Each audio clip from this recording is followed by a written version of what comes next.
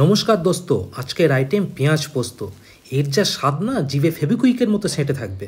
পোস্তটাকে লঙ্কা এবং অল্প জল দিয়ে মিক্সিতে ঘুরিয়ে ভালো করে বেটে নিন। দেখবেন পোস্ত বাটাটা শুরুতেই আবার হাফ খেয়ে ফেলবেন না যেন। হলো, এরপরে পেঁয়াজটাকে কুচি কুচি করে মিডিয়াম সাইজের কেটে ফেলুন। লঙ্কা কুচি করুন, ক্যাপসিকাম কুচি করুন, টমেটো কুচি করুন। এইবারে গ্যাসটাকে জ্বালান, ননস্টিকে ঝাঁঝালো সর্ষের তেল দিন, 5 ফোড়ন দিন, গোটা জিরে দিন, শুকনো লঙ্কা দিন ফোড়ন হিসেবে। কিছুটা নাড়িয়ে নিয়ে পেঁয়াজ কুচিগুলোকে দিয়ে দিন। পেঁয়াজ কুচিগুলো কিছুটা স্বচ্ছ হয়ে এলে তার মধ্যে লবণ মিশিয়ে দিন। এবার পেঁয়াজটাকে ভাজতে থাকুন হালকা বাদামি রং হওয়া পর্যন্ত। ক্যাপসিকাম কুচি দিন, লঙ্কা কুচি দিন, আবার ভাজতে থাকুন। কিছুটা ভাজা হলে টমেটো কুচি দিন, তারপরে দেবেন সুস্বাদু পোস্ত বাটা। পোস্তটাকে ভালো করে মিশিয়ে নিন। দেখবেন খানিকক্ষণ পরে রাজনীতির মতো রং বদল হয়ে যাবে।